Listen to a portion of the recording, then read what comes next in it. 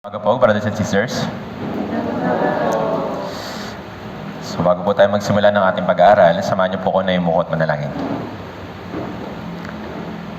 Banal at mahabagin naming Amang Diyos na makapangyarihan sa lahat at sa amin na patuloy na nagmamahal. Nagpapasalamat po kami una-una po sa lahat sa dakilang kaligtasan na pinagkaloob niyo po para sa amin.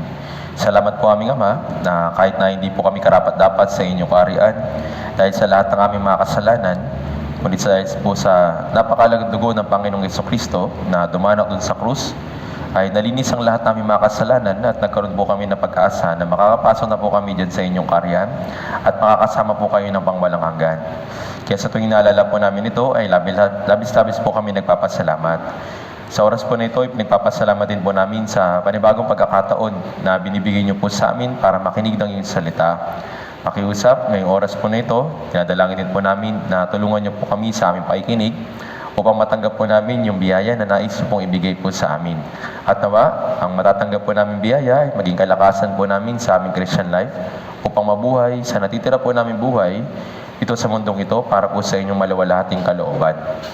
Kami po ay nalalapit sa paghahanda ng 2025 Summer Retreat. Patuloy po kaming humingi ng kalakasan spiritually and physically upang naway gamitin niyo po nawa bawat isa po sa amin upang maibahagi ang Emanghilyo sa mga ligaw na kaluluwa sa paligid po namin. Para magawa ito aming Ama, pakiusap, punuin niyo po yung aming puso ng pagnanais upang sumunod sa iyong kalooban para sa ikaluluwalhati ng inyong banal na pangalan. Sa oras po na ito, pinadalangin din po namin yung mga brothers and sisters na maaring papunta pa lamang sa lugar po na ito. Pakiusap, ingatan niyo po sila at gabayan at tulungan niyo rin po sila na makapaganda sa kanilang puso para sa pakikinig ng iyong salita. Bilang tagapagbahagi rin po ng iyong salita, patuloy po akong humingi ng karunungan, kalakasan, physically and spiritually upang maipahayag ko lamang po ang iyong salita at hindi po yung aking sariling kalooban o kaisipan lamang. Sa pasimula sa pagtatapos, lamang po kami aasa at magtitiwala. Lahat po na ito ay dinadalangin po namin sa makapangyarihang pangalan ng Panginoong Jesucristo. Amen. Buksan po natin sa ating mga Biblia sa Josue chapter 4.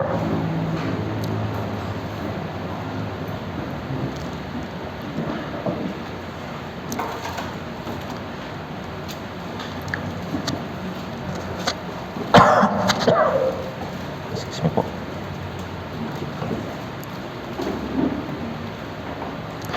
Josue chapter 4, babasahin po natin mula verse 1 hanggang 9.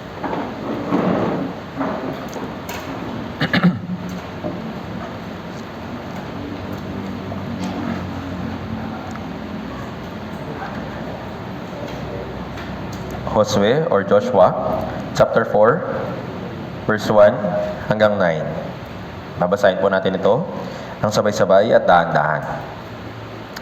Kung nakita na po, basahin po natin ng sabay-sabay. 3, 2, 1. At nangyari, nang ganap ng makatawid sa Jordan ang buong bansa, sinabi ng Panginoon kay Josue,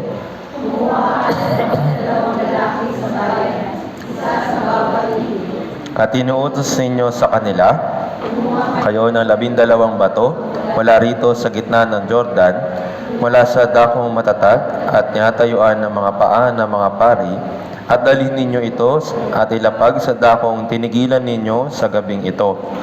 Kaya tinawag ni Josue lalaki na kanyang inihanda sa mga anak ni Israel, isang lalaki sa bawat pipi. At sinabi ni Josue sa kanila, dumaan kayo sa harapan ng kaba ng Panginoon ng Diyos sa gitna ng Jordan. Isa sa inyo ang isang bato sa kanilang balikat ayon sa bilang ng mga lipi ng mga anak ni Israel, upang ito'y maging isang tanda sa gitna ninyo panahong darating. Anong kahulugan sa inyo ng mga batong ito? Inyong ang sasabihin sa kanila, sapagkat ang tubig ng Jordan ay nahawi sa harapan ng kaba ng tipan ng Panginoon. Nang iyon ay dumaan sa Jordan, ay nahawi ang tubig ng Jordan. At ang mga batong ito ay magiging alaala sa mga anak ni Israel magpakailanman.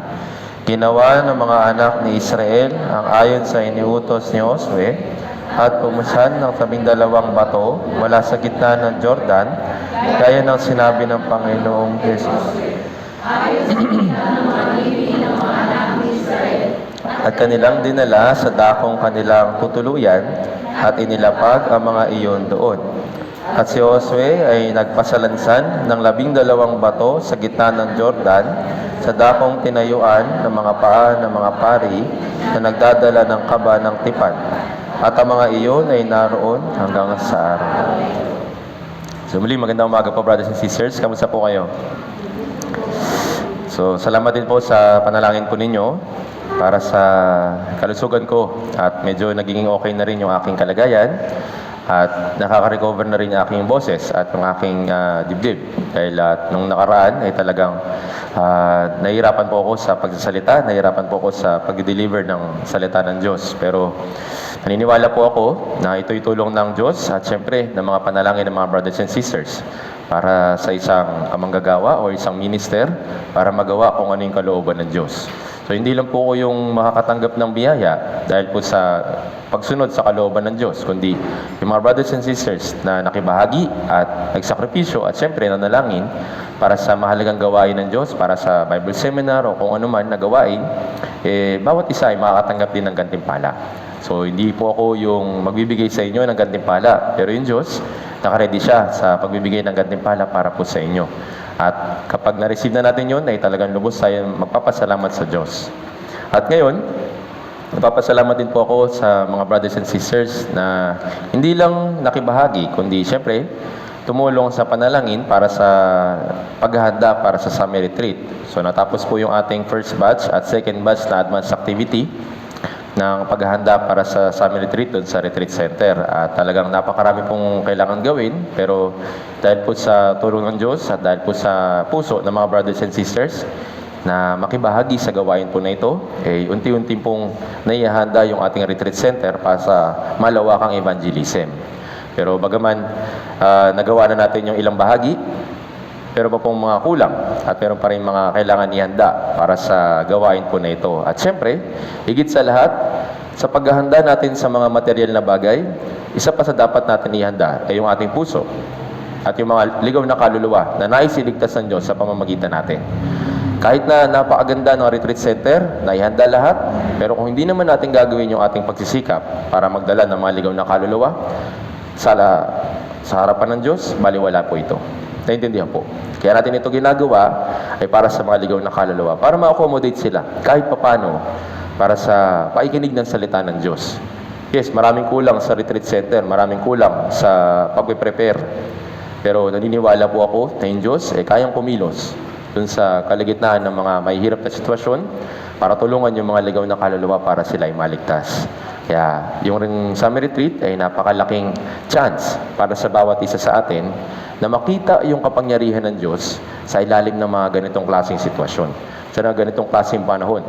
At naniniwala tayo na yung Diyos ay kumikilos para sa pagliligtas ng mga ligaw na kaluluwa. Kaya nga, dun sa retreat center or dun sa summer retreat na ginaganap natin, maraming mga ligaw na kaluluwa ang nakakaunawa at nagkakaroon ng tunay na kaligtasan para sa pag-asa nila sa pagpasok sa langit. Kaya ito po isang himala para sa atin. Hindi lang isang activity or isang gathering na ginagawa natin taon-taon, kundi ito ay isang himala na kung paano kumikilos yung Diyos para sa pagliligtas sa mga ligaw na kaluluwa. Pero kahit na ito ay malapit na, meron tayong kailangan na matutunan sa araw po na ito para sa ating Christian life at paghahanda para sa malaking gawain ng summer retreat. So gaya po ng binasa natin dito po sa Aklat ng Josue, chapter 4, verse 1 to 9, ito na po yung pagtapos nilang makatawid sa Ilog Jordan. Yung mga Israelita na papasok po sa Kanaan ay inutusan sila ng Diyos ng isa pang gawain o isa pang task. So bago sila pumasok doon sa Kanaan, kailangan nilang magtayo ng isang dambana o isang, sabi na nating monument na nagre-represent kung paano sila tinulungan ng Diyos sa pagtawid sa Ilog Jordan. So yun nga, kung mababasa po ninyo dito po sa verse 3 na binasa natin, inutusan ng Diyos yung 12 lipi or bawat representative sa 12 lipi na kumuha o magpasan ng isang bato Tapos, titipurin nila yon, tapos itatayo para maging isang, sabi na nating monument or dambana, kung paano nila aalalahanin yung Diyos sa pagtulong sa kanila, sa pagtawid dun sa Ilog Jordan. So, marami po tayong makukuhang lesson mula po sa mga talata po na ito, at sisikapin ko po na may bagay po ito sa inyo. So, konting background para maintindihan po natin yung time po na ito, yung pagpasok nila, yung time ng Josue. Yung aklat ng Josue, ito po ay sinulat o naisulat bago sila pumasok sa Kanaan. So, konti na lang yung distansya nila. Makakarating na sila dun sa Promised Land, dun sa lupain ng Kanaan para sa mga Israelita. So, bago sila pumasok, siyempre hindi yun magiging madali para sa kanila. Kasi nga, nandun yung Ilog Jordan. Tapos, siyempre yung Kanaan, hindi po walang tao. Ibig sabihin, may mga nakatira. At yung mga nakatira, mga kaaway ng mga Israelita. At magiging challenging ito para sa kanila. Pero alam natin na yung Diyos, inihanda na yun sa kanila para sakupin. At kailangan nila lang gawin ay sumunod. So, bago nga sila pumasok, pinakuha ng Diyos inutusan ng Diyos si Josue, nautusan yung mga bawat lipi or kumuha ng 12 lalaki para kumuha ng isang bato. So, kung imagine po natin, hindi po ito maliliit na bato. Hindi po yung mga small rocks lang na kaya nilang bitin sa kamay nila o kaya nilang ilagay sa bag nila. Kaya po nang binasa natin, ipapasa nila ito sa kanilang mga balikat. At malalaman natin, maiisip natin na hindi ito magaan at hindi ito maliit na bato. Ito'y mabigat para sa kanila. At kailangan nilang pasanin ito at ipunin para sa pagtatayo ng isang dambana. Pero kahit na sila ay merong kakulangan physically sa pagbubuhat ng mga ganong klaseng mga bato o kaya mabibigat na bato, pero yung Diyos nagre-ready pa rin ng biyaya para sa kanila para magawa po nila. At yung ilog po ng Jordan, hindi po isang simpleng ilog lang. Ito po ay malaki at mahaba at meron pong sabi na nating may kalaliman at kailangan nilang overcome yung bagay po na yun. So alam natin na ito'y kumakatawan sa ating Christian life pagkatapos nating maligtas. Yung pagtawid sa Red Sea, kumakatawan sa kaligtasan. Yung pagtawid sa Ilog Jordan ay yung Christian life. Para magawa nila makatawid, unang-unang bagay kailangan nilang matutunan ay magtiwala sa Diyos. Yung mga Israelita noong time po na yon, doon sa harap ng Ilog Jordan, inutusan yung mga pari. Kapag yung mga pari na nagpapasa ng Kaba ng Tipan, umapak doon sa tubig ng Ilog Jordan, yung Ilog Jordan magsisimulang tumigil at mahati para makadaan sila sa Ilog Jordan. So, magkaiba yung kwento tungkol sa Exodus. Sa Exodus, yung Diyos yung kumilos para sa paghahati ng Red Sea.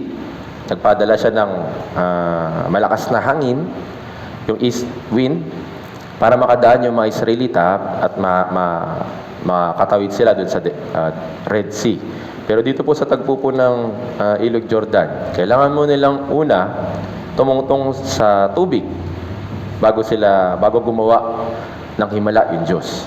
Yun, maunawaan po natin na pagkatapos natin sa ating Christian life, pagkatapos natin malaman kung ano yung kaligtasan, napakahalaga para sa atin bilang mga Kristiyano yung pagsunod. Naintindihan po? Siyempre, mahalaga yung pananampalataya para sa atin.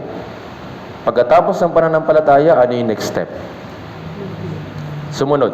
Ano po yung unang utos ng Diyos? Pagkatapos nating maligtas, manatili ka sa akin. Sabi ng Diyos, manatili ka sa akin pagkatapos mong maligtas, pagkatapos mong masave. Yun ay utos para sa atin, para matanggap natin yung karagdagang mga bagay para sa ating Christian life. Tama po ba? So, ganun din. Ito pong Ilog Jordan ay kumakatawan sa pagsunod ng isang Kristiyano pagkatapos ng kaligtasan. So, kung hindi sila aapak o hindi aapak yung mga Israelita dun sa Ilog Jordan, yung mga pari, hindi mahahawi o hindi sila makakadaan. Imagine po ninyo yung tagpo po na ito. Halimbawa, maalon, malalim yung Ilog Jordan, para sa consideration ng mga Israelita, mahirap para sa kanila at imposible silang makadaan. Pero yung Diyos nangako ng himala para sa kanila na kung sila ay aapak dun sa Ilog Jordan, kikilos yung Diyos at gagawa siya ng isang kamanghamanghang gawa. Kaya nga, sa bagay po na ito, mahalaga po yung kung sino ba yung sinusunod, kung sino ba yung nagsasalita at sino ba yung ating susundin. Ngayon, nung time po na yon ay si Josue yung representative or sabihin na nating leader para sa mga Israelita. Si Josue, siya po yung naging kapalit ni Moises na pagkatapos na mamatay ni Moises para pamunuan yung mga Israelita. Kung susundin lang ng mga tao si Josue, pwede sila magdalawang isip. Totoo ba na itong si Josue may kapangyarihan? Mayroon ba talaga siyang kakayahan kagaya ni Moises? Dakila kaya siya? Kaya kung personal lang or sa pagkatao lang ni Josue, titingin yung mga Israelita, magkakaroon sila ng doubt para sa pagsunod or pag-obey sa sinasabi ni Josue. Pero yung mga Israelita, hindi lang po sila nakatingin sa tao, nakatingin sila kung ano yung sinabi ng Diyos sa pamamagitan ni Josue. Naintindihan po. Kaya, sa pamamagitan din po natin ng Christian life natin, nakikinig tayo ng words of God, nagbabasa tayo ng salita ng Diyos. Kung ano po yung napapakinggan natin sa mga sermons, ano po yung napapakinggan natin na mga messages sa fellowship, sa kung ano mga gawain, or sa kahit na sa online, through online, hindi po ito nanggaling sa tao. Nanggaling po ito sa Biblia, nanggaling po ito sa Diyos. At ibinabahagi lang sa atin. Ngayon, ano po yung part natin? O ano po yung bahagi natin? Pagkatapos makinig, anong next step? Ano po? Makinig lang. Tapos na. Sunod dito, para maipakita natin yung ating pananampalataya, papasok dito yung obedience. Kaya po nang sinabi ko po kanina. Nakita ng mga Israelita kung paano sila nakatawid doon sa Red Sea. Ngayon, inutusan sila, para makatawid kayo doon sa Ilog Jordan, kailangan muna niyo sumunod. Naintindihan po. Kaya nga, sa pamamagitan po ng message po na ito, mauunawaan natin na napakahalaga ng pagsunod kung sino yung nagsasalita, kung sino yung nagsabi. Kaya po nang binasa natin, di ba? Sa verse 1, babasahin ko po hanggang verse 3. At nangyari, nang ganap ng nakatawid sa Jordan ang buong bansa, sinabi ng Panginoon kay Josue, kumuha ka ng 12 lalaki sa bayan, isa sa bawat lipi, at iutos ninyo sa kanila, kumuha kayo ng 12 bato mula rito, sa gitna ng Jordan, mula sa dakong matatag na tinatayuan ng mga paa ng mga pari, at dalhin ninyo at ilapag sa dakong tinigilan ninyo sa gabing ito. So, sino po yung nag-utos sa kanila? Si Josue. Tama po ba? Pero yung message o yung utos, kanino nang galing? Sa Panginoon. Naintindihan po. Same din. Sa pagbabasa, sa paikinig, nakikinig tayo sa salita ng tao. Opo. Pero yung message, kanino galing? Sa Panginoon. So, sino susundin natin? Tao o yung Panginoon? Kailangan maging malinaw po ito sa atin. Sa ating Christian life, yes, napapakinig tayo ng iba't ibang mga preacher, nakikinig tayo sa iba't ibang mga messages, iba't ibang lesson, iba't ibang sabihin na nating mga kwento tungkol sa Biblia. Pero lahat ng yun ay palagi natin tatandaan. Lahat yun ay message ng Diyos. Para kanino? Para sa akin. Naintindihan po. Sorry po. Ang inuutos kay Josue, magsalita sa mga Israelita. Tama po ba? Anong inuutos ng Diyos para sa mga Israelita? Kumuha ng bato. Naintindihan po. Ito pong bagay po na ito ay dapat maging malinaw sa atin.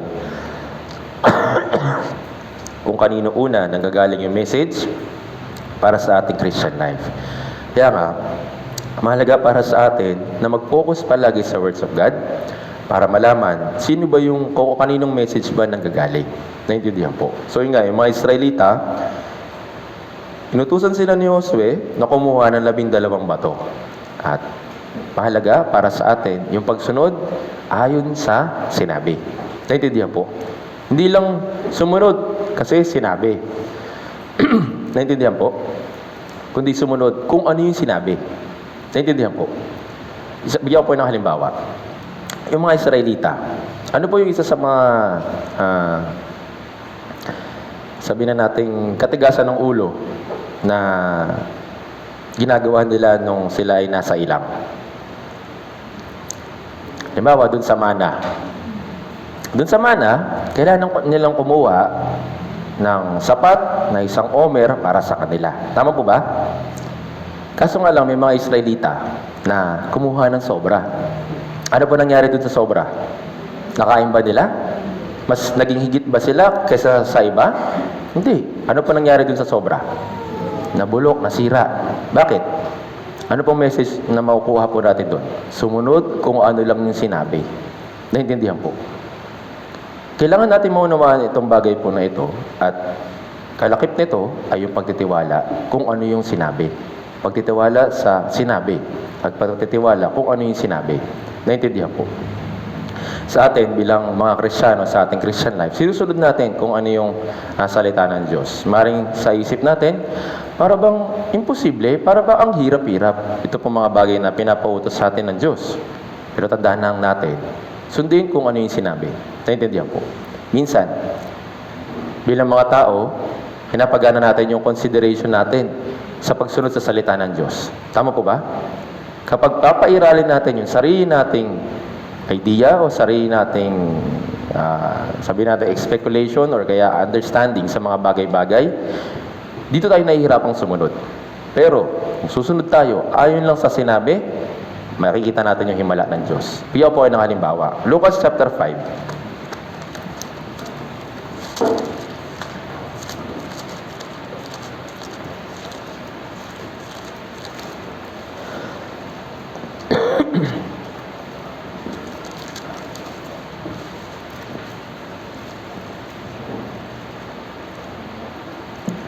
Basahin po natin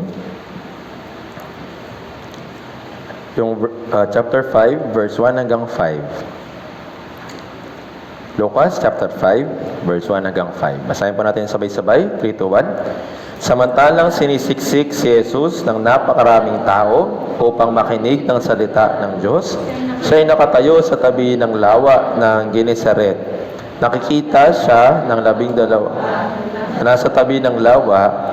Wala na roon ang mga mangingisda at naguhugas na ng kanilang mga lambat. Lumulan siya sa isa sa mga bangka ng pag-aari ni Simon at hinililing sa kanya na ilayo ito ng kaunti sa lupa. Siya'y umupo at mula sa bangka ay nagturo sa mga tao. Nang matapos na siya sa pagsasalita, ay sinabi niya kay Simon, "Pumunta ka sa malalim at ihulog ninyo ang inyong mga lambat upang makahuli." Sinawagot si Simon, "Guro, sa buong magdamag ay nakapagod kami at wala kaming nahuli. Subalit dahil sa iyong salita ay hulog ko ang..." So, sikat itong message na ito para sa atin.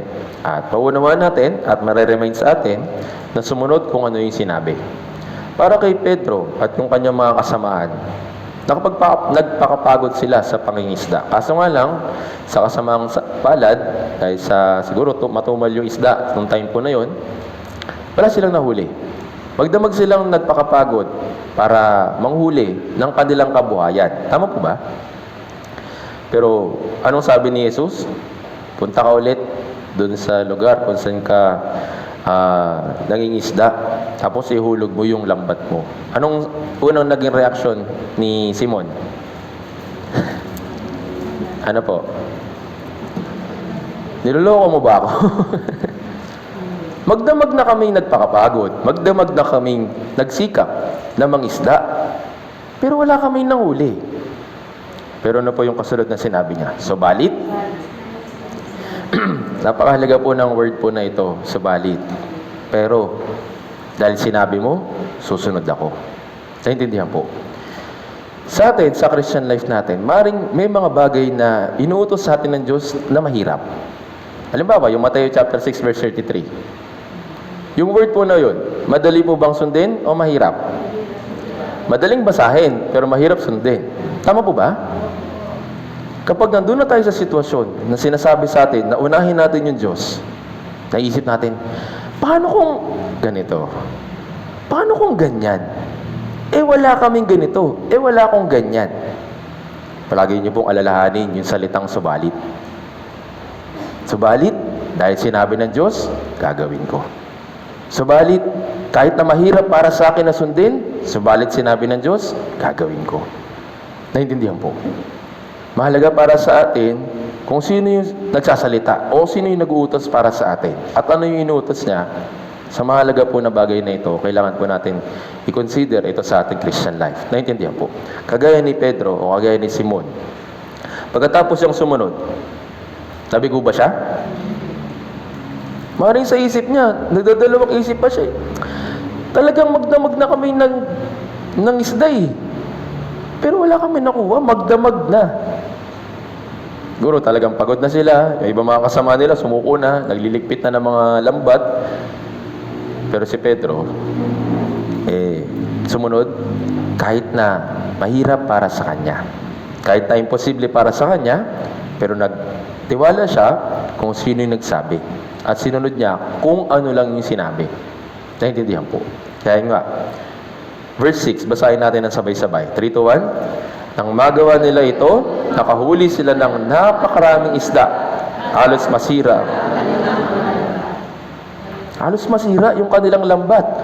Nung sila ay nangingisda, nung sariling sikap na ginagawa nila sa pangingisda, wala silang nahuli. Pero dahil sa sinabi ng Diyos, sumunod sila, nakuha sila ng maraming isda. Naintindihan po. Ito po isang himala para sa kanila. Tama po ba? Ano kaya magiging reaksyon ni Simon at ng mga kasamahan niya? Masaya o malungkot? Masaya. Tama po ba? Kasi yun nga yung pinagpaguran nila eh. Yun nga yung pinagsikapan nila na makuha. At nung nakuha nila, sigurado sila'y talagang napakasaya. Naintindihan po. Same din po sa atin. Sa pagsunod natin sa kalooban ng Diyos, sa pag-consider ng sinabi ng Diyos at sinunod kung ano lang yung sinabi ng Diyos, sigurado meron din pong kasiyahan at kagalakan sa ating espiritu. Dahil nga, nasunod natin yung kahit na sa maliit na bagay. Hindi naman tayo pinapagawa ng Diyos ng mga bagay na imposible para sa atin. Tama po ba? At kung maaari mang mahirap para sa atin, di ba niya tayo tutulungan? Tulungan o hindi? Alam niya na kung tayo lang, wala tayong kakayahan. Kaya nga nandyan yung kanyang kapangyarihan.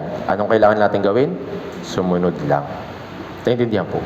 Isa sa mga example sa atin ay itong si Pedro at yung mga apostol at lalo na siyempre si Apostol Pablo at yung mga sinaunang mga apostol kung paano sila sumunod sa kalooban ng Diyos. Naintindihan po. Tingnan po natin ito. Basahin po natin ng sabay-sabay. Gawa chapter 20, verse 22 hanggang 24.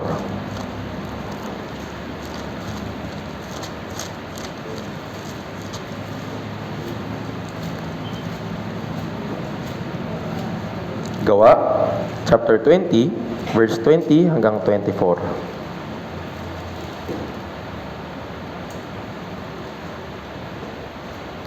Basahin po natin kung nakita na. Gawa chapter 20, verse 20, 22 hanggang 24. Basahin natin sabay-sabay, 3 to 1. At ngayon, bilang bihag sa Espiritu, ay patungo ako sa Jerusalem na hindi nalalaman ang mga bagay na mangyayari sa akin doon. Maliban na ang Espiritu Santo ay nagpapatotoo sa akin sa bawat lungsod na sinasabing ang mga tanikala at ang kapigatian ay naghihintay sa akin. Ngunit, hindi ko itinuturing na aking buhay na mahalaga sa aking sarili upang maganap ko lamang ang aking katungkulan. Dap ko sa Panginoong Jesus na nagpapatotoo sa magandang balita. So, sikat itong verse para sa atin, itong verse 24. Pero, bakit ba ito nasabi ni Apostol Pablo? Kaya nung binasa natin, pupunta siya sa Jerusalem. Tama po ba? Ayun yung naghihintay sa kanya doon. Hindi niya alam, pero isang bagay yung sigurado niya. Sa verse 23, na sinasabing ang mga tanikala at ang kapigatian ay naghihintay sa akin doon sa Jerusalem. Tama po ba? So meron siyang pagnanais na gawin yung ministry niya, kung ano yung ministry na tinanggap niya sa Panginoong Jesucristo, kahit na ang kapalit nito yung kanyang buhay. Naintindihan po. Kung i-consider lang ni Apostol Pablo na mahalaga yung buhay niya, hindi siya pupunta. Tama po ba? Pero sabi niya dito sa verse 24, hindi ko na itinuturing na mahalaga yung aking sarili. Magawa ko lang kung ano yung ministeryo na binigay ng Diyos para sa akin. Naintindihan po. Ganon din po dapat yung nawa, yung magkaroon tayo ng ganitong klaseng puso. Na kahit na sa pagsunod, alam natin na pwede pwede tayong masaktan, pwede tayong mahirapan, pwede tayong magdusa, at maaaring maging kapalit ng ating buhay, dapat handa rin pa rin tayo sumunod. Naintindihan po. Para sa mga Israelita, mabigat yung pasanin ng isang bato. At yung Ilog Jordan, na kailangan nilang balikan, kumuha ng bato dun sa Ilog Jordan, tapos punta na naman ulit dun sa lugar kung saan nila itatayo yung dambana. Ginawa nila. Kung isipin nila, bakit pa namin kailangan bumalik? Bakit pa namin kailangan balikan yung dinaanan namin? Eh, yun nga yung mahirap na sitwasyon eh. Bakit pa namin kailangan bumalik? Maring ito yung maging isip ng mga Israelita at that time. Pero, sumunod sila kung ano yung sinabi ng Diyos. Naintindihan po. Ngayon, si Apostol Pablo, same din.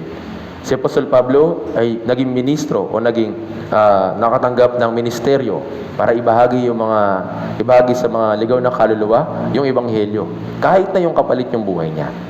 Alam niya na dun sa Jerusalem, merong tanikala at merong kapigatian na naghihintay sa kanya. Pero sabi niya, okay lang. Dahil ito yung ministeryo na tinanggap ko mula sa Diyos. Hindi ko itinuturing yung aking sarili na mahalaga.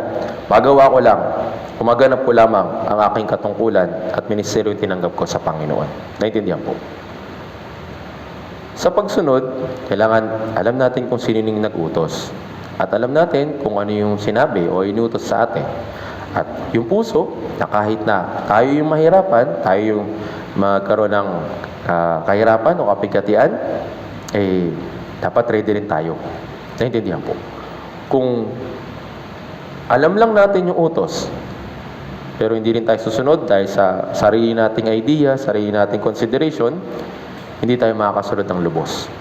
Tandaan po natin, yung half-hearted na pagsunod ay pagsuway. Naintindihan po. Yung 99 na pagsunod po ba? Ano po yung nire-require sa atin ng Diyos sa pagsunod? 100%. Naintindihan po. Kahit yung 1% na nagda-doubt ka, kailangan mo ma-overcome yun para magkaroon ng lubos na 100% na pagsunod. Naintindihan po. Ito po yung kalooban ng Diyos para sa atin. Ganon din sa mga Israelita. Nais ng Diyos na makita yung kanilang pananampalataya sa pagsunod. Last time na pag-aralan po natin, di ba? Sa pagsunod, dapat may kalakip na pananampalataya. Hindi lang dahil kasi sinabi o kasi inutos ng tao, kundi kalakip doon ay sumusunod tayo kasi nga tayo may pananampalataya. Naintindihan po. Kaya yung mga Israelita, noong time po na yun, pinasan nila yung bato sa bawat representative ng bawat lipi. Nagdala sila ng 12 bato at ginawa nila yung isang dambana para alalahanin kung ano yung himala na ginawa ng Diyos para sa kanila. Naintindihan po. Kaya same din kay Apostol Pablo. Siya'y pumunta upang ipangaral yung ebanghelyo kahit na yun na yung maging huling oras niya. Kahit na alam niya na mayroong tanikala at mayroong kapigatian na pwede siyang ma-experience, hindi niya na ito inalintana. Hindi niya itinuring na mahalaga yung kanyang buhay. Tingnan po natin. Basahin natin yung verse 25. At ngayon, nalalaman ko na lahat ng aking inilibot na pinangaralan ng kaharian ay hindi na muling makikita pa ang aking mukha. Para sa kanya, maring ito na yung huling chance na makita siya ng mga brothers and sisters na na-evangelize niya. Tama po ba? In-expect niya na yung kamatayan kasunod na para sa pagsunod o sa pagsunod niya sa kalooban ng Diyos. Pero si Apostol Pablo, pumak out ba? Hindi ba siya pumunta sa Jerusalem? Pumunta siya. Para gawin kung ano yung kalooban ng Diyos para sa kanya. Basahin po natin. Verse 37 hanggang verse 38. Basahin natin ng sabay-sabay. 3 to 1. At silang lahat ay nag-iyakan niyakap si Pablo at siya'y hinagkan at ikinalulungkot higit sa lahat ng salitang sinabi niya na siya'y hindi na nila makikita pang muli. Pagkatapos ay kanilang inatid siya sa barko. Maring ito na yung huling chance para sa mga brothers and sisters na nakasama ni Apostol Pablo na makita si Apostol Pablo. Naintindihan po? Kumaga parang hinatid nila si Apostol Pablo sa kamatayan. Tama po ba? Yes, physically nalungkot sila. Pero sabi dito, pagkatapos ay kanilang inatid siya sa barko. Bakit? Bakit po siya inihatid? Kumakatawan po ito sa paikibahagi nila. Kahit hindi man sila pumunta doon sa Jerusalem, kahit na hindi sila yung mangaral ng salita ng Diyos, pero yung puso nila kasama ni Apostol Pablo. Naintindihan po? Kung mauunawaan natin yung puso ng mga brothers and sisters noon at yung puso ni Apostol Pablo, mauunawaan natin kung bakit tayo nandito ngayon. Paano yung mga brothers and sisters na nauna po sa inyo? At yung mga brothers and sisters na nanalangin para po sa evangelism para sa inyo? Kung iisipin natin yung kanilang consideration, imagine po ninyo, di ba? Siyempre, kilala tayo ng mga brothers, kilala tayo ng mga nag-evangelize sa atin. Kung inisip lang nila, ay, mahirap evangelize yun eh. Matigas ulo nun eh. Kilala ko yun eh. Kung nanatili lang sila sa ganong konsepto, baka wala tayo dito. Tama ba? Pero in-overcome nila yung sakit na pwedeng marinig sa atin, yung mga salita na pwedeng marinig sa atin, yung mga kahirapan na pwede nilang maranasan habang ini-evangelize tayo. Lahat po yun in-overcome nila. Bakit?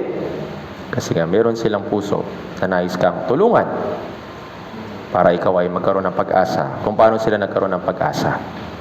Naintindihan po. Kung mauunawaan po natin yung puso na ito, sa pagsunod sa kalooban ng Diyos, lalo na sa pag-evangelize, gagawin natin ito hanggang uli. Kahit ang kapalit nito ay yung ating mga bagay na mahalaga para sa atin, pati na rin yung buhay natin. Naintindihan po. Kaya nga, yung mga Israelita, nung time po na yun, nagkaroon sila ng prayer kay Apostol Pablo, na tulungan si Apostol Pablo, at na may pangaral yung magandang balita sa Jerusalem, at yung Diyos kumilos. Hindi pa siya pinatay dun sa Jerusalem. Tama po ba? Kahit na alam niya na ito na yung maaring huling time na magkikita sila. Pero iningatan pa rin si Apostol Pablo hanggang sa uli, nakarating siya sa Roma at doon siya namatay. Lahat ng ito ay guidance ng Diyos para sa isang tao na mayroong puso na sumunod hanggang uli. Naintindihan po. Isa pa pong halimbawa, Gawa chapter 4. Atras po tayo.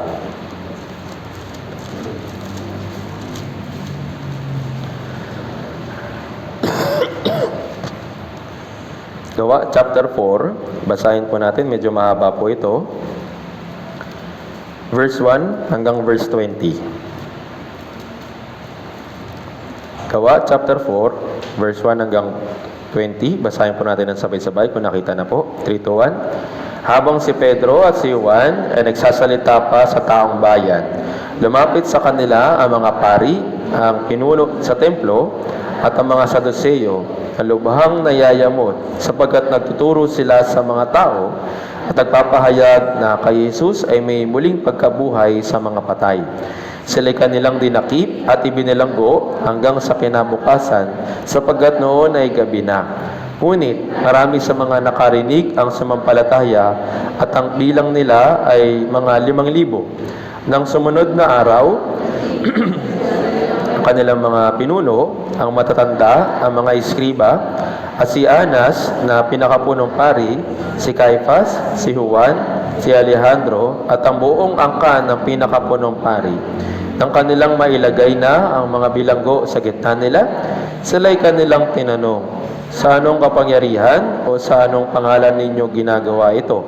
At si Pedro, na puspos ng Espiritu Santo, ay sumagot sa kanila, kayong mga pinuno ng bayan at matatanda, kung kami sa araw na ito ay siniyasat dahil sa kabutihang ginawa sa isang taong may kapansanan, na tinatanong kung paanong nagpagaling ang taong ito, dapat malaman ninyong lahat at ang buong sambayan ni Israel ang nakatayo ang taong ito sa inyong harapan na walang sakit sa pangalan ni Yesu Kristong taga Nazaret na inyong ipinako sa krus at binuhay ng Diyos mula sa mga patay. Itong si Jesus, ang bato na itinakwil, inyong mga tagapagtayo, ang siyang naging batong panulong. Walang kaligtasan sa kanino paman, sapagkat walang ibang pangalan sa ilalim ng langit na ibinigay sa mga tao na ating ikaliligtas. Na makita nila ang katapangan ni na Pedro at Juan, at nang malamang sila'y mga taong walang pinag-aralan at mga karaniwang lamang, ay namangha sila at kanilang nakilala na sila'y mga kasama ni Jesus. Kanila, mga taong pinagaling na nakatayong kasama nila, ay wala silang masabing pagputol. Kaya't kanilang inutusan sila na umalis sa kapulungan, samantalang pinag-uusapan pa nila ang pangyayari. Kanilang sinabi, anong gagawin natin sa mga taong ito? Sapagkat hayag sa lahat ng naninirahan sa Jerusalem ang isang kapansin-pansing tanda na ginawa sa pamamagitan nila, at hindi natin ito may kakaila. Ngunit, upang huwag na itong lalo pang kumalat sa bayan, atin silang bigyan ng babala na huwag na silang magsalita pa sa kanino man sa pangalang ito. Kaya't sila'y pinatawag nila at inutusan na sa anumang paraan ay huwag silang magsalita ni magturo sa pangalan ni Jesus. Ngunit sumagot sa kanila si Pedro at si Juan, kung matuwid sa paningin ng Diyos na makinig muna sa inyo sa halip na sa Diyos, kayo ang humatol, sapagkat hindi maaaring hindi namin sabihin ang aming nakita at narinig. So para maunawaan po natin yung background po nito, so sa loob po ng Jerusalem ay meron pong pinagaling yung mga apostol na isang lumpo. Tapos nakita ito ng mga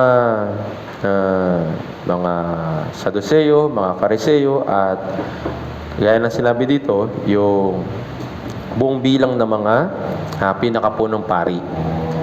Nakita nila kung ano yung ginawa ng mga apostol at ng mga alagad noong time po na yon. At dahil nga sila ay yung mga scribes or yung mga nagtuturo ng Old Testament, mga Fariseo, mga pinakapunong pari, tinutulo nila kung ano yung kautusan ng Diyos. Nakafocus sila sa lumang tipan. Hindi sila naniniwala dun sa biyaya ni Jesucristo.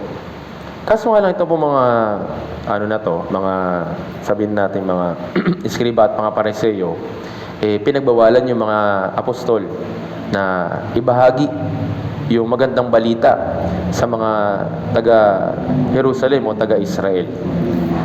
Nagbanta sila na kung gagawin nyo yan, gagawa kami ng legal action, pwede namin gawin papatay. Pero, yung mga apostol, anong pong sinabi? Dito po sa verse 19 at 20. Kung unahin namin makinig sa inyo, salib na sa Diyos, kayo ang umatol, kayong bahala. Pero, anong sabi niya? Sapagkat hindi maaaring hindi namin sabihin ang aming nakita at narinig.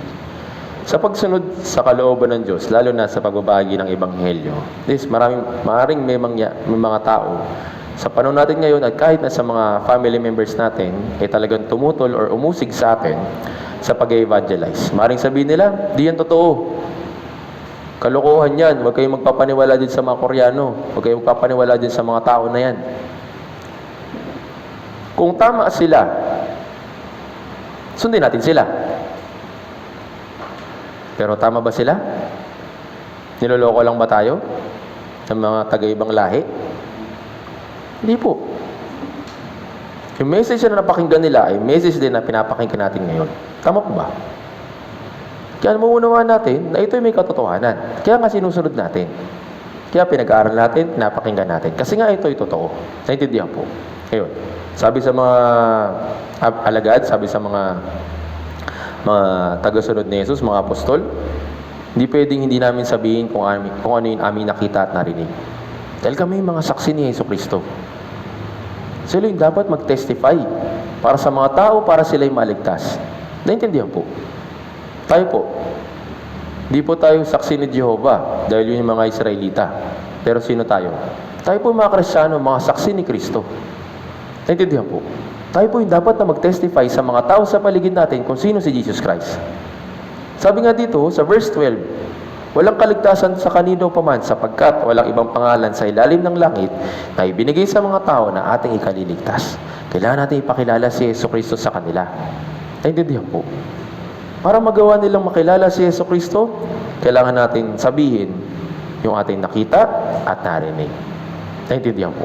Hindi naman natin nakita kung ano yung himala na ginawa ni Jesus noong time po na yon. Tama po ba? Pero nakita natin doon sa pamamagitan ng Biblia. Hindi man natin na-experience physically, pero spiritually, naiintindihan natin, naunawaan natin. Totoo talaga. Noong time na yun, yung mga Israelita, nagagalit sa mga apostol na huwag ipangaral yung Ebanghelyo. Pero, yung mga apostol, ginawa pa rin nila yung kanilang part, kahit na ang maging kapalit ay kamatayan para sa kanila. Naintindihan po. Tingnan po natin ito. Ito po yung naging hatol po sa kanila.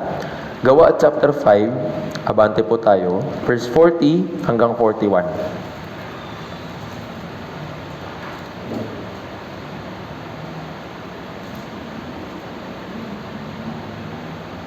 Basahin po natin, 3 to 1.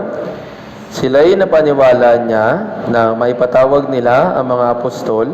Hinagupit sila at inutusang huwag na magsalita sa pangalan ni Jesus at sila'y pinalaya. At sa kanilang pag-alis sa Sanhedrin, nagalak sila na ituring ang karapat-dapat magtiis ng kahiyan alang-alang sa pangalan. Araw-araw sa templo at sa mga bahay-bahay, hindi sila tumigil sa pagtuturo at pangaral na si Jesus ang Kristo.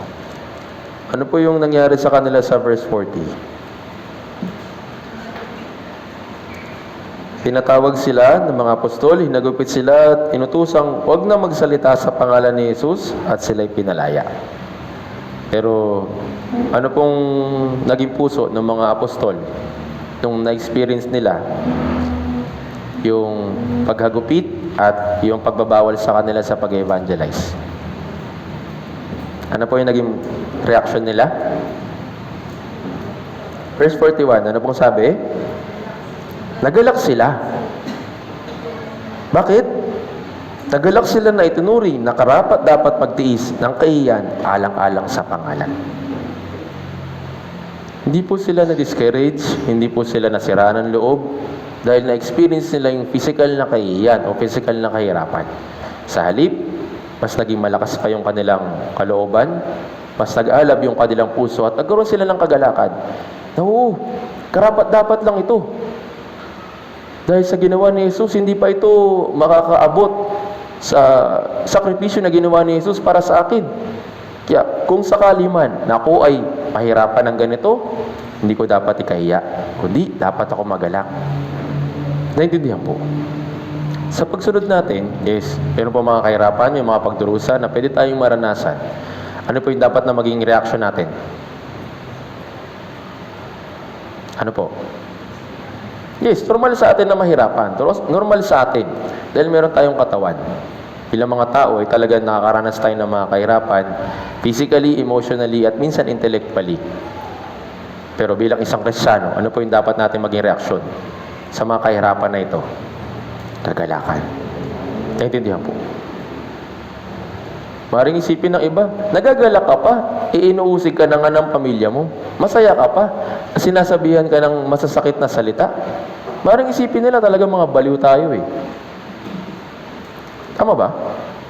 Pero ano po yung dapat na maging reaksyon natin? Sa halip na ma-discourage, kundi magalak. Bakit? Bakit po dapat tayo magalak? Bakit po? Dahil po sabi sa Biblia, ito'y paikibahagi sa kamatayan ni Jesucristo. Naintindihan po. Tayo po bilang mga Kristiyano, hindi natin matutumbasan kung anong ginawa ni Jesucristo doon sa krus. Tama po ba? Siya lang makakagawa nun. Tama po ba? Hindi yun ibinigay sa atin kasi hindi naman talaga natin kaya. Pero, sa pangaral ng Ebanghelyo, pwede natin maranasan ng iba't ibang mga kahirapan. At yun yung ipinagkaloob sa atin ng Diyos. Ano po yung dapat na maging puso natin? Magkaroon ng kagalakan. Sabi dito, na karapat dapat magtiis ng kahihiyan. Brothers and sisters, last, pag po ako dumating, ano po yung verse of the year po ninyo?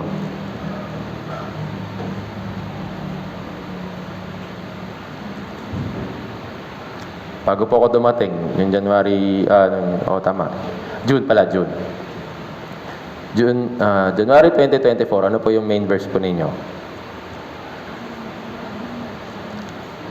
Huwag mong ikakahiya yung ebanghelyo. Tama ba?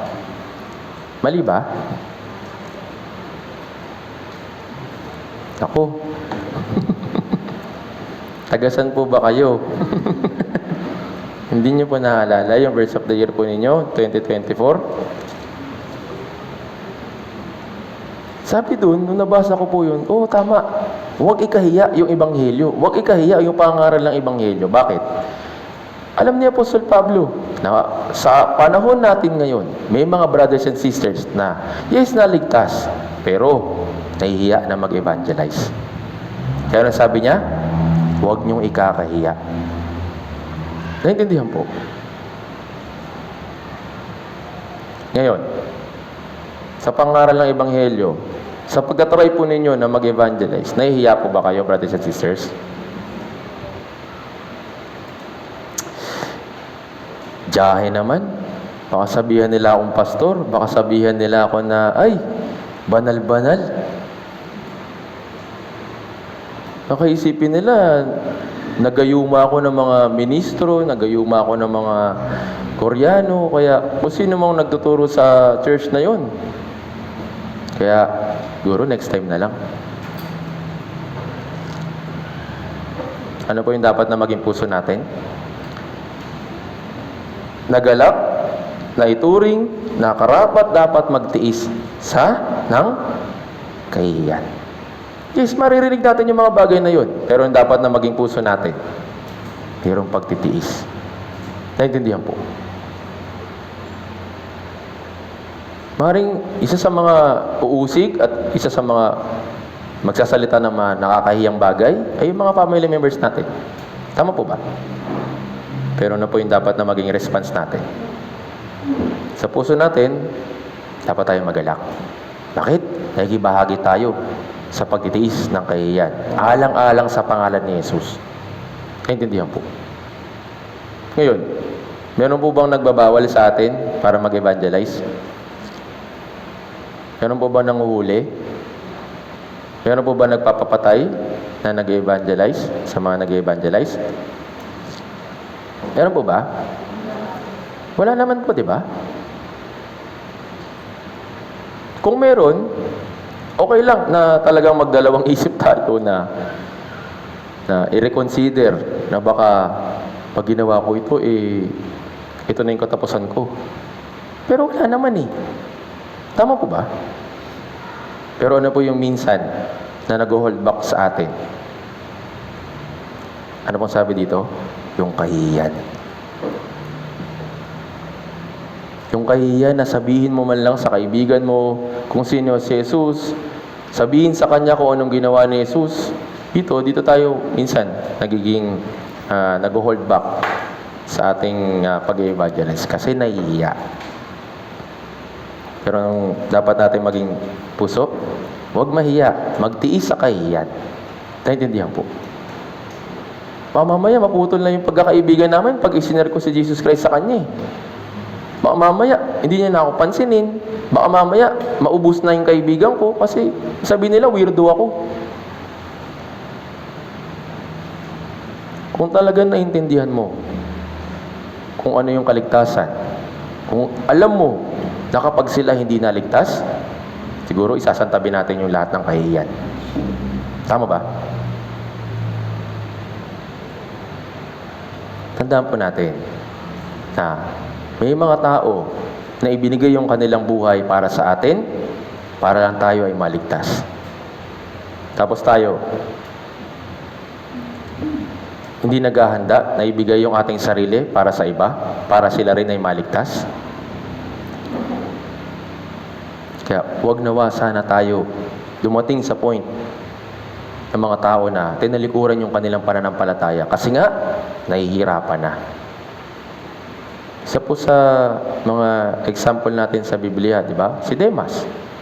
Nahirapan siya sa kanyang ministry kasama si Apostol Pablo. Kaya anong ginawa niya? Balik na lang ako. Puntahan ko na lang yung mga sanlibutan. Iibigin ko na lang yung sanlibutan kasi ang hirap-hirap dun eh. Pati rin po si Marcos. Naintindihan po? Kung sila, nangyari yun sa kanila, what more pa kaya sa atin? Na tumalikod sa kalooban ng Diyos. Kaya, sa halip na makuha nila yung gantimpala, napunta sa iba. Naintindihan po? Isa pa pong magandang example. Siyempre, kanina, si Pedro, di ba? Nung hinuli na si Jesus Christ, nung nagkagulo na, sumunod si Pedro, di ba? Ano pong ginawa niya? Nung tinanong siya, di ba kasama ka ni Jesus? Ano pong sabi niya? Hindi ah. Bakit? Takot? At siyempre, napangunahan siya ng kanyang sarili. Napangunahan siya ng kanyang reputasyon. Hinuli na si Jesus Christ. Tatlong beses siyang tinanong, di ba? Di ba kasama ka nila? Kaya, ano po yung naging response ni Pedro nung time po na yun? 3 beses din niya iginaila si Jesucristo. Kaya, sa atin po, brothers and sisters, example po si Pedro para sa atin, para huwag gayahin. Tama po ba? Doon sa part na ikinailan niya si Jesucristo, yes, ginamit si Pedro. Pero doon sa part na ikinailan niya si Jesucristo ng 3 beses, ito po yung kwento na huwag nating gagayahin. Bakit? Kapag nandun tayo sa working place or sa school or kung saan man tayo na naroroon at nakita nila, na-observe nila na kung ano yung pamumuhay natin bilang isang Kristiyano, tapos pag tinanong po kayo nila, Christian ka ba? Ang sasabihin po ninyo? Merong 2 side ng tanong na yun. Una, tatanungin ka nila kapag nakita nila na ginagawa mo yung Christian life mo. Pare ma-curious sila, ganyan. Pero yung isang side, tatanungin ka nila, di ba Christian ka? Bakit mo ginagawa yung mga bagay na yan? Kala ko ba Christian ka? Kala ko ba tuwing Sunday, nag-church ka? Pero bakit ganyan yung pamumuhay mo? Doon sa 2 tanong na yon, saan tayo dapat mahiya? Pangalawa o yung una? Dapat maging maingay tayo doon sa pangalawa. Tama po ba? Yes, hindi man natin sabihin na ikinakaila natin si Jesucristo, pero sa pamamagitan ng pamumuhay natin, minsan, ikinakaila natin si Jesucristo. Okay. Sa actions natin, sa pagsasalita natin, or sa kung ano mang ginagawa natin.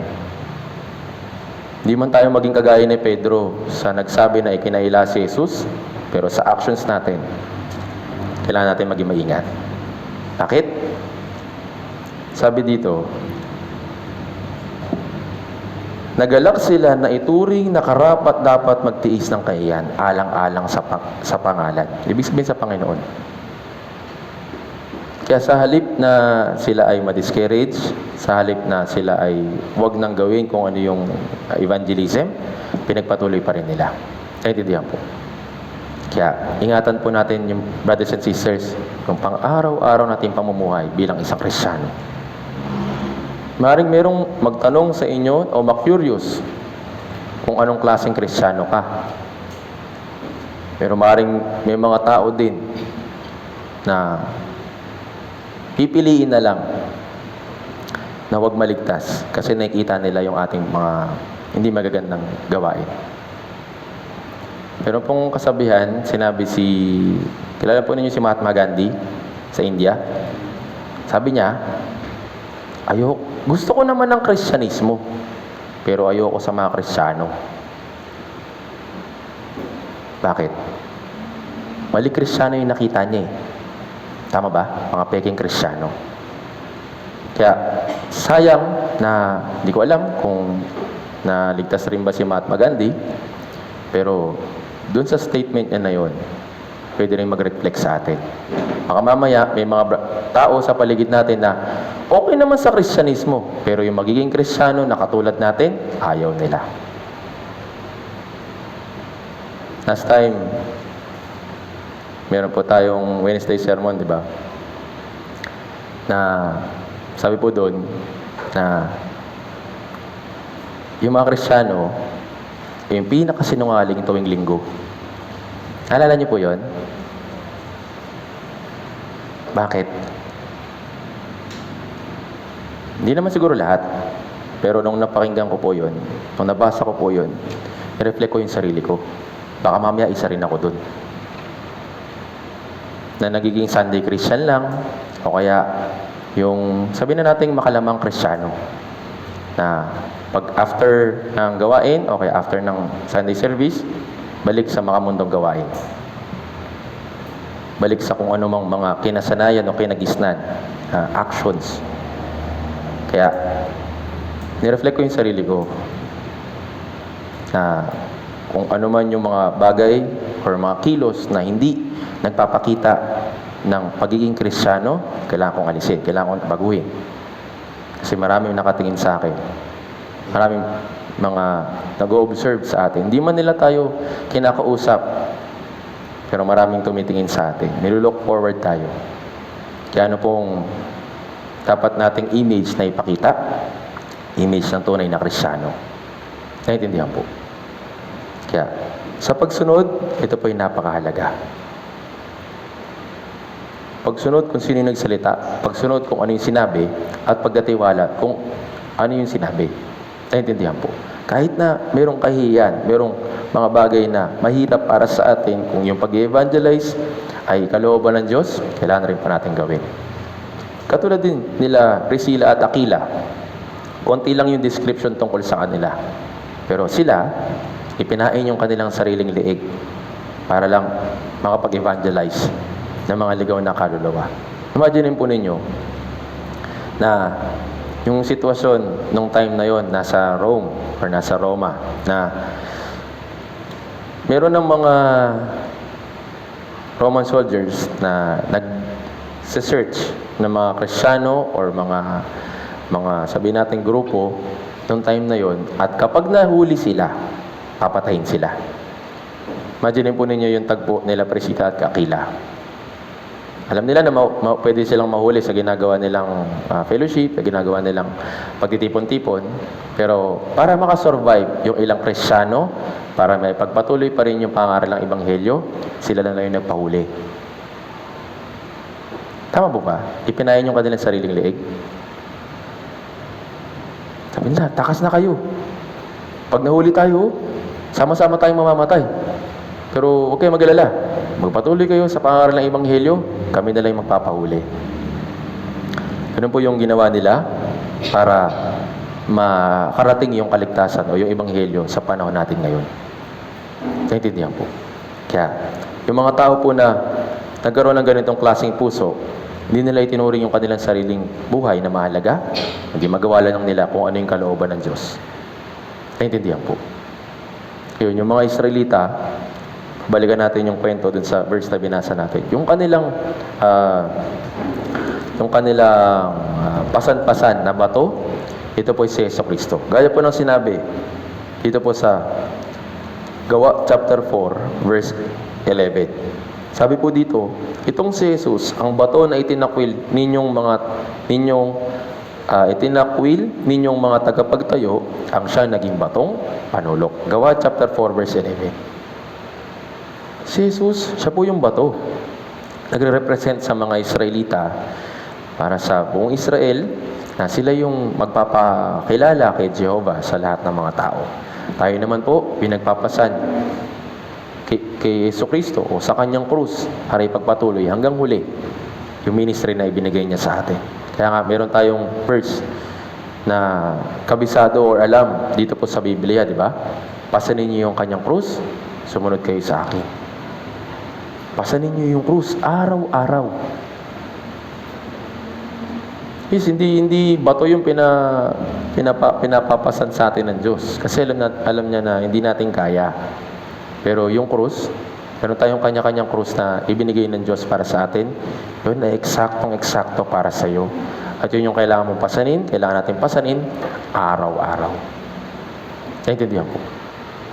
Kaya, huwag natin kakalimutan yung ibinigay ng Diyos na krus para sa atin. Kahit na ang kapalit nito ay yung kamatayan. Yung bato na pinasa ng mga Israelita ay nagre-represent kay Jesus Christ.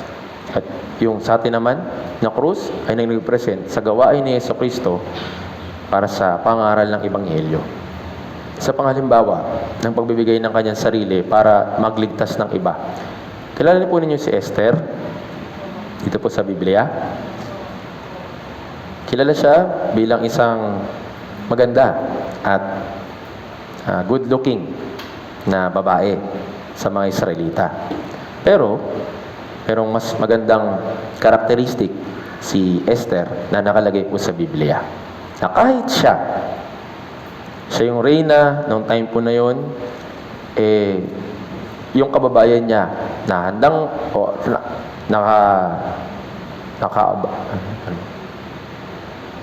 may pagbabanta na sila'y papatayin, si Esther ay siya yung namagitan para iligtas yung mga Hudyo para hindi sila mamatay. Tingnan po natin yung kwento po na ito. Esther chapter 4. Basahin po natin Esther chapter 4 verse 7 hanggang 8.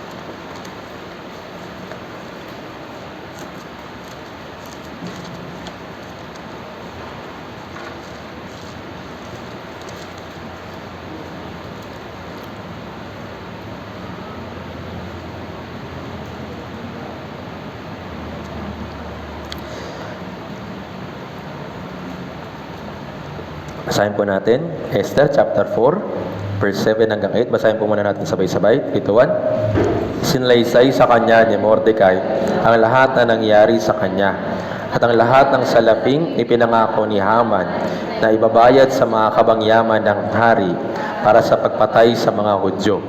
Binigyan din siya ni Mordecai ng sipi ng utos na ipahayag sa Susa upang patayin sila. Upang makita ito at ipaliwanag ito sa kanya. Ipinagbili niya sa kanya na siya'y pumunta sa hari upang makiusap at tumiling sa kanya alang-alang sa kanyang ayan. So yun nga, si Haman, nung masamang Haman, nagkaroon ng parang kasunduan sa mga magpapapatay. Papatayin yung mga Hudyo. Bayad na siya, may down payment na, para patayin yung mga Hudyo nung time po na yun. Pero si Esther, nasa posisyon para tulungan yung mga Hudyo nung time na yun. Kasi nga siya i-reyna. So meron siyang kapangyarihan para tulungan yung mga Israelita o yung mga Hudyo nung time na yun. Pero yung kanyang posisyon, nagre-require ng sarili niyang buhay. At kung hindi niya gagawin, siya papatayin. Naintindihan po. Tingnan po natin. Verse 11. Esther chapter 4 verse 11, basahin natin sabay-sabay, 3 to 1. Lahat ng lingkod ng hari at ng bayan ng mga lalawigan ng hari ay nakakaalam na may isang kautusan na kung ang isang babae ay pumunta sa hari sa pinakaloob na bulwagan na hindi pinatatawag ay papatayin. Malibang paglawitan siya ng hari ng gintong setro, aring mabuhay ang taong iyon. Ako'y 30 araw nang hindi pinatatawag ng hari. So, ito nga. May kautosan dun sa kanilang lupain, si Haring Ahasuerus, na kung sino daw yung pupunta sa hari na hindi naman ipapatawag, papatayin siya. Pero, may exception. Maliban na paglawitan siya ng hari ng gintong setro, maaaring mabuhay yung taong yun. Pero si Esther, noong time po na yun, 30 araw na siyang hindi pinapatawag ng hari. Kaya hindi siya pwedeng basta-basta pumunta doon sa bulwagan ng hari. Yung sabi po dito, di ba, pinakaloob na bulwagan. Ito po isang silid na private na ang tanging lang pwedeng makapunta ay yung hari at yung mga, sabi natin pinapatawag niya, at yung mga naglilingkod sa kanya. Pag pumunta ka doon, ang hindi ka naman pinapatawag, papatayin ka. So yun po yung kautosan doon sa, ano na yun, sa kaharian po na yun. So alam ni Esther to, hindi ako pinapatawag, 30 days na. Pero ngayon, merong usapin na kailangan akong lumapit sa hari para matulungan yung aking mga kababayan para hindi sila patayin. At si Esther, tinake niya yung risk na ito. Na kahit na hindi siya sigurado kung talaga bang siya ay papapasukin ng hari o hindi. Kaya sabi na nga niya, basahin natin, Esther chapter 4 verse 16. Basahin natin ng sabay-sabay. 3 to 1. Ikaw ay humayo. Tipunin mo ang lahat ng Hudyo na matatagpuan sa Susa at ipag-ayunin ninyo ako. Huwag kayong kumain o uminom man sa loob ng 3 araw, gabi o araw.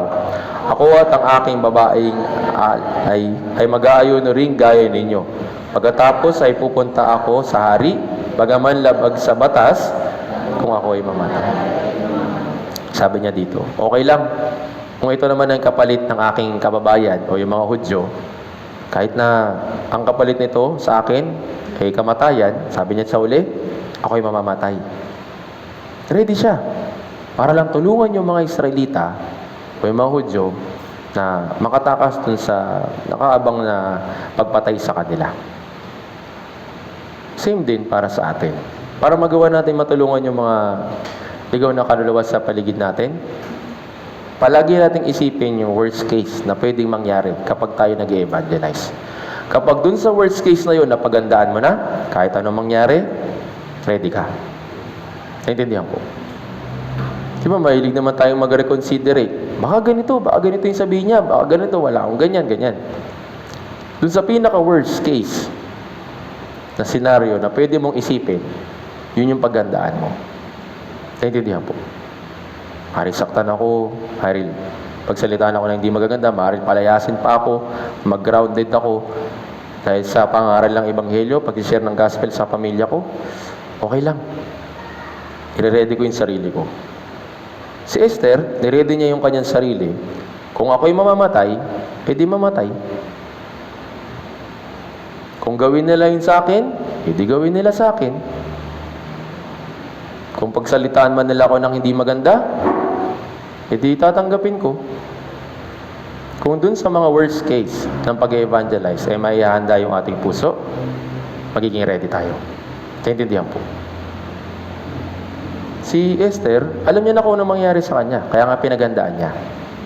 Sabi niya, pag-pray niyo ako, pupunta ako dun sa hari, at kahit na labag sa batas, I will take the risk, pupunta ako doon para makiusap doon sa hari.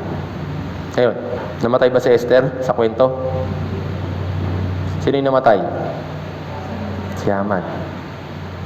Kayang gawin ng Diyos yung isang himala na maaaring imposible para sa atin.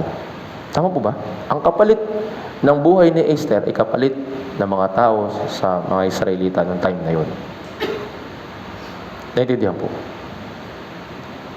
Kung yung ating puso, yung ating sarili, yung ating Christian life ay handang mamatay, kapalit lang ng isang kaluluwa, kailangan rin natin ihanda yung ating sarili. Naintindihan po. Si Jesus, namatay siya dun sa krus. Isa lang ba yung naging bunga? Ano pong sabi sa John chapter 12 verse 24? Isang bunga. Nung siya'y nahulog sa lupa, namatay, nagbunga ng isa o marami? Sino yung marami? Tama po ba? Imagine po ninyo, yung sarili po ninyo, kung i-offer o i-alay natin yung sarili natin para sa evangelism ng mga tao sa paligid natin, di natin lubos may isip kung sino ba yung pwedeng maligtas sa pamamagitan natin. Tama po ba? Kailangan lang ready yung puso. Naintindihan po. Kaya, yung Diyos, hinahanap niya yung mga tao na yung kanilang puso ay handa na sumunod hanggang huli, hanggang kamatayan. Isa pong magandang halimbawa dito, si Haring David. Si Haring David, yung mismong Diyos, meron siyang description tungkol kay Haring David. Tingnan po natin ito. Gawa chapter 13.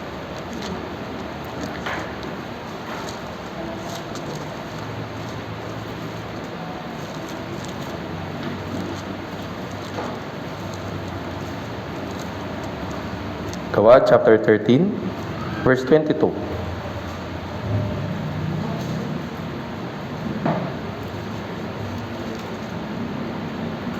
Basahin po natin ng sabay-sabay, 3 to 1. Nang siya'y alisin niya, si David ay ginawang hari nila.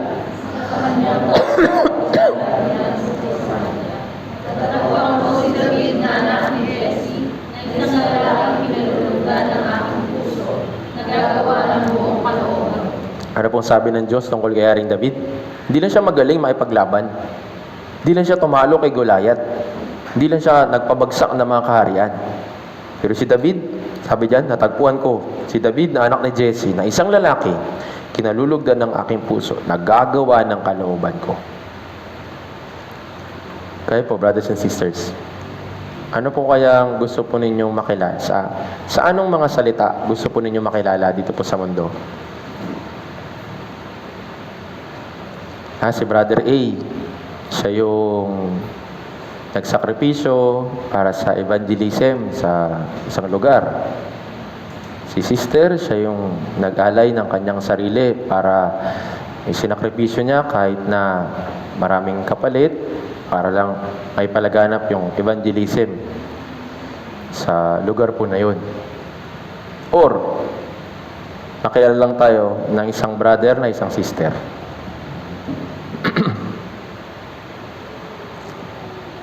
Kayo po bahala kung ano pong gusto po ninyo. Kung gusto po ninyo makilala at maging,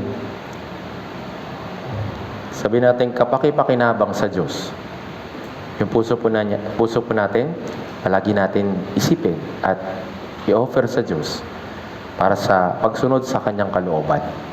Kung yung puso natin ay walang ganitong klaseng puso, kahit na marami tayong kakayahan, kahit na marami tayong alam, kung wala naman yung puso natin na ihandog para sa Diyos, useless pa rin. Naintindihan po.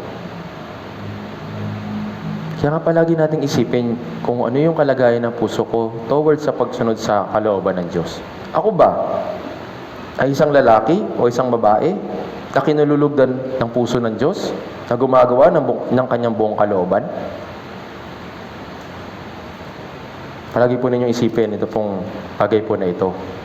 Na huwag lang mag-settle na, ay, okay, naligtas na ako, so wala na. Tandaan po natin, tayo ay mahalagang brothers and sisters sa paningin ng Diyos. Naintindihan po? Tayo po yung minamahal na brothers and sisters. Tayo po yung mga anak na kinalulugdan, magmamana ng kaharian ng Diyos. Tama po ba? Yun po yung ating posisyon. Napakamaluwalhati ng ating posisyon pagdating natin sa langit. Pero habang nandito tayo sa lupa, ano pong value ang gusto po ninyo maging? Palagi ko pong naalala yung itinuro sa amin ng isang pastor nung ako po ay sa church worker pa lang. Palagi niya sinasabi sa amin, gawin mong valuable yung sarili mo sa harapan ng Diyos. Alam niyo po yung ibig ko sabihin? Sabihin, i-equip mo yung sarili mo sa kung ano mang pwedeng ipagawa sa iyo ng Diyos. Paano kung may gusto ipagawa sa iyo ng Diyos? Halimbawa, gusto kanyang gawing isang kamanggagawa para pagsundo ng mga brothers and sisters balang araw, para mag-pick up service, kanyan. Pero wala kang ginagawa. Ibibigay ba sa iyo ng Diyos yung ministry na yon? Hindi. Ibibigay niya dun sa mga tao na naghahanda ng kanilang sarili. Tama po ba? Hindi. Naniniwala ako na bibigyan ako ng Diyos ng kakayahan na mag-drive. Hindi ka naman nagpa-practice. Hindi ka man nag-aaral. Yun po ay peking pananampalataya. Tama po ba? Kung i-equip mo yung sarili mo at maging valuable sa harapan ng Diyos, maraming ministry yung pwedeng ibigay sa iyo. Naintindihan po? Kaya make yourself valuable sa loob ng church, sa harapan ng Diyos, sa harapan ng brothers and sisters. Naintindihan po? Kung ano yung pwede nating na maisip or ibigay sa atin ng Diyos na kaisipan na gawin para sa ministry dito po sa Santa Rosa o sa iba pang lugar, magkaroon po tayo ng vision sa bagay po na ito. Huwag lang yung come and go, tapos naghihintay lang, o ano oras matatapos, o kaya naghihintay lang ng rapture. Pag equip po ninyo yung sarili po ninyo, yung bawat isa sa atin, para magamit para sa kalooban ng Diyos. Naintindihan po. Yung mga sundalo sa paligid natin, palagi po sila nagtitraining. Para sa po nila yung ginagawa. Yun para sa bansa. Tama po ba? Pero yung ginagawa nating ministry dito po sa mundong ito, para ba sa mundong ito? Para ba sa bansa? Hindi po. Para sa kaharian ng Diyos. Tama po ba? Kaya make yourself valuable sa harapan ng Diyos. Napakarami pong gawain na naghihintay sa atin. At para makuha natin yun, kailangan natin i-equip yung ating sarili. Naintindihan po. Kung binigyan ka ng Diyos ng kaloob, gamitin mo. Sabi sa unang Pedro, binigyan ka na nga ng Diyos ng kakayahan, hindi mo pa ginagamit. Ngayon, para saan yan? Lagi po niyong isipin. Lahat ng meron ka, pinagkakalobisan ng Diyos, ipinagkakalob sa iyo ng Diyos para gamitin para sa Kanya. Naintindihan po. Evangelist, wala naman akong pera para makibahagi sa evangelism or kaya mag-offer ng aking kakayahan para sa gawain dito sa church. Marunong ka magwalis? Sino pa yung hindi marunong magwalis? Marunong naman lahat. Yun ba? Hindi kaloob ng Diyos para sa ministry dito sa Santa Rosa Church? Yung magluto, mag-drive, maglinis. Hindi ba kaloob ng Diyos para sa kanyang kalooban? Para saan po yan? Para sa bahay natin. Ba't ako maglilinis dito? Hindi ko naman to bahay. Turing nyo po ito na bahay po ninyo. Ituring po ninyo yung sasakyan natin, yung church car natin na sasakyan po ninyo. Pahalagaan, ingatan, dinisin. Naintindihan po. Bakit? Lahat yan ay kaloob ng Diyos. Tama po ba? Tandaan po natin na kung ano man yung mga binibigay ng Diyos para sa atin, lahat yun ay para sa kalooban niya. Para sa kalawalatian niya.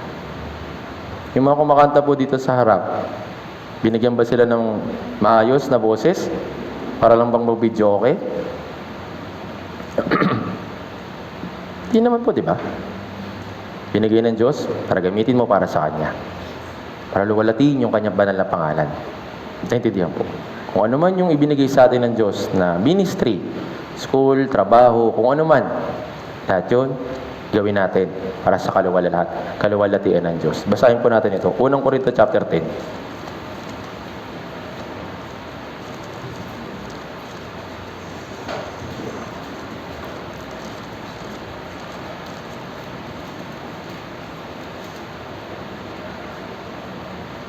Basahin po natin, verse 31.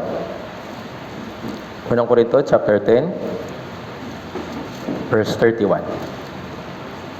Basahin po natin ng sabay-sabay. Kung nakita na po, 3 to 1. Kaya kung kayo man ay kumakain, umiinom, o ano man ang inyong ginagawa,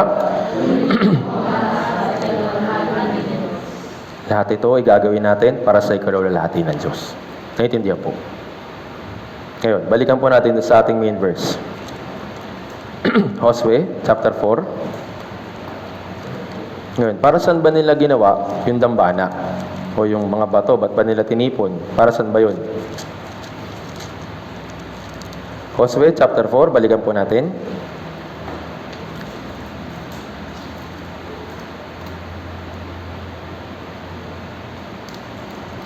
Basahin po natin.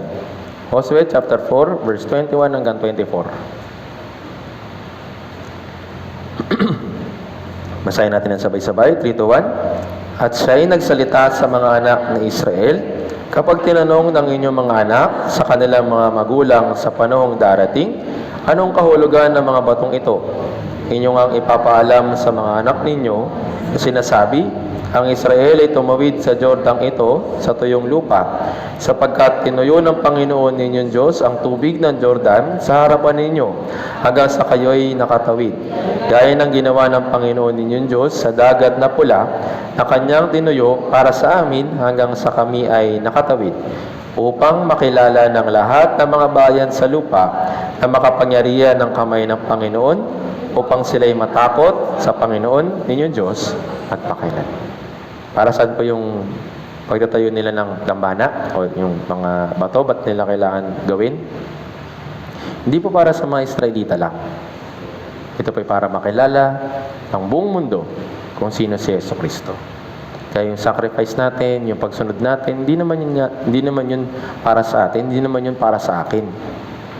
Nagawa po natin lahat ng ito ay para sa ikaluluwalhati ng Diyos. Naintindihan po. Kaya nga palagi natin alalahanin na lahat ng ating ginagawa, ikabit natin o dapat may kinalaman sa Diyos, may kinalaman kay Jesucristo. Dahil po tayo yung mga Kristiyano. Naintindihan po. Sa school, sa pag-aaral, ikabit mo palagi yung Diyos dun sa pag-aaral mo. Sa pagtatrabaho, same din. Kahit nasa bahay, same din. Lahat ay gawin para sa ikaluluwalhati ng Diyos, para makilala si Jesucristo ng mga tao sa paligid natin. Naintindihan po. Hindi tayo susunod, hindi tayo gagawa ng kung anumang pagsasakripisyo, hindi natin ihahala yung ating sarili para sa isang tao. Lahat ng ito ay ginagawa natin para sa kalooban ng Diyos. Para sila ay makilala, para makilala nila si Jesus at sila ay magkaroon ng takot sa Panginoon. Pag nagawa natin ito, yes, makita po nila o mas mapapadali yung ating Christian pag-evangelize sa kanila. Kaya yung mismong pamumuhay natin ay dapat nating palaging i-reconsider. Sa tuwing tayo nakikihalubilo sa mga tao, nakikita ba nila si Jesus sa akin? Nakikilala ba nila si Jesus sa akin? Sa pagsunod ko, sa paggawa ko ng aking Christian life, dito sa lugar na ito, nakikita ba nila si Jesus sa akin? Kaya palagi po natin tandaan na yung bato na palagi nating ipinapasan, o yung krus na palagi nating ipinapasan, ay may kinalaman sa pagluluwalhati sa Diyos. Naintindihan po. Gawin natin ito para sa kaluwalhatian ng Diyos, hindi sa kaluwalhatian natin. Wala pa yung kaluwalhatian natin ngayon. Tatanggap lang natin ito kapag nandun na tayo sa langit. Para hindi nila tayo itinuring na mahalaga dito sa mundong ito, pero pagdating sa langit, nandun yung ating gantimpala. Gagawin lang natin kung ano yung kalooban ng Diyos, lalong-lalo na sa pagbabahagi ng Ebanghelyo sa maligaw na kaluluwa sa paligid natin. Tandaan po natin na pasanin yung krus araw-araw at sundin kung ano yung kalooban ng Diyos. Tayo pong lahat ay umuko at manalangin. Banal at mahabagin naming Amang Diyos, nagpapasalamat po kami sa biyaya ng kaligtasan na pinikaloob niyo po para sa amin. Salamat po aming Ama sa pagbibigay sa amin ng araw po na ito at ng mga salita na aming napakinggan sa araw po na ito na tungkol po sa bato, sa krus na dapat po namin pasanin sa araw-araw. Hindi po ito para maging kaluwalhatian po namin, kundi magawa po namin ito hanggang sa uli para sa ikaluwalhati ng pangalan ng Panginoon. Panginoon, hindi po namin ito magagawa ng mag-isa, kaya pakiusap, tulungan at gabayan niyo rin po kami. Aming Ama, meron pa rin po kaming mga natitirang araw para po sa paghahanda ng summer retreat. First batch, humingi po kami ng tulong upang tulungan niyo po kami upang magawa po namin maibahagi yung Ebanghelyo sa mga ligaw na kaluluwa sa paligid po namin upang magawa rin po nila mapakinggan ang Ebanghelyo ng kaligtasan. Pakiusap, tulungan at gabayan niyo po kami sa natitira po naming buhay dito po sa mundong ito para sundin ang iyong kalooban. Muli, maraming salamat po sa lahat ng biyaya na patuloy po ninyo binibigay sa amin. Lahat po ng ito ay dinadalangin po namin sa makapangyarihang pangalan ng Panginoong Jesucristo. Amen.